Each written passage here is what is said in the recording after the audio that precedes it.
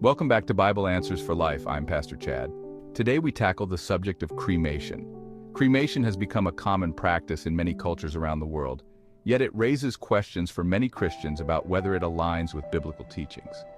While the Bible does not directly address the practice of cremation, several passages and biblical principles can help guide believers in making an informed decision. One of the most important things to note is that the Bible does not explicitly prohibit or endorse cremation. Throughout biblical history, burial was the most common method of handling a deceased person's remains. For example, Abraham, Sarah, Isaac, Jacob, and Joseph were all buried, as noted in Genesis 23:19, 25:9, 35:29, and 50:26. However, the lack of direct prohibition against cremation leaves the matter open to interpretation and personal conviction. Burial in the Bible often symbolized respect for the deceased and a belief in the resurrection of the body. The practice of burial reflects the belief that the body, even in death, is valuable and will one day be resurrected. In 1 Corinthians 15:42-44, the Apostle Paul describes the resurrection of the body as being sown in dishonor, it is raised in glory. It is sown in weakness, it is raised in power. It is sown a natural body, it is raised a spiritual body.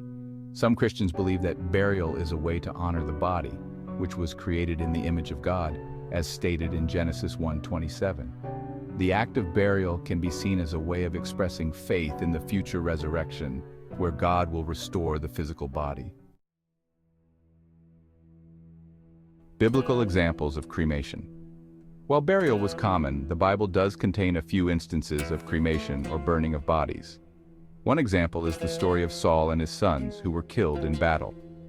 The people of Jabesh Gilead retrieved their bodies, burned them, and then buried the bones, as mentioned in 1 Samuel chapter 31, verses 12-13.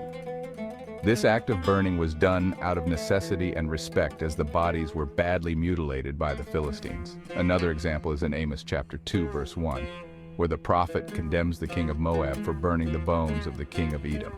However, this condemnation is more about the desecration of a body as an act of vengeance rather than a blanket condemnation of cremation.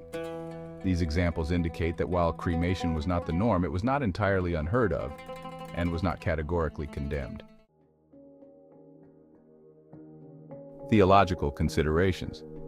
For some Christians, the decision regarding cremation comes down to theological beliefs about the resurrection. The belief in bodily resurrection is a core tenet of Christian faith, as emphasized in passages like 1 Corinthians chapter 15 and 1 Thessalonians chapter 4 verses 16-17. Some may argue that cremation shows a lack of faith in God's ability to resurrect a body that has been burned to ashes. However, it is important to remember that God's power to resurrect is not limited by the state of the body. Whether a body is buried, cremated, or lost at sea, Christians believe that God can and will resurrect the body at the end of time. Additionally, some Christians point out that the early church fathers and historical Christian traditions emphasized burial, but this was more a matter of cultural and historical context than a theological mandate. Cultural and personal considerations. In contemporary society, the choice between burial and cremation often comes down to cultural, financial, and personal factors. In some cultures, cremation is the norm, while in others, burial is more traditional. Financial considerations may also play a role, as cremation is often less expensive than a traditional burial. For many Christians, the decision is ultimately a personal one, guided by prayer, scripture, and consultation with spiritual leaders.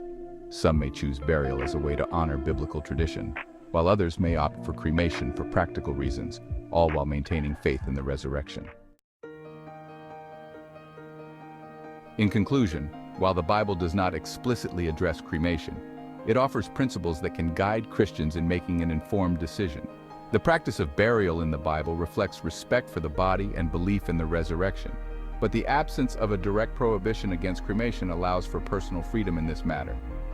Ultimately, the decision should be made with prayer, consideration of biblical principles, and a focus on the hope of resurrection that lies at the heart of the Christian faith.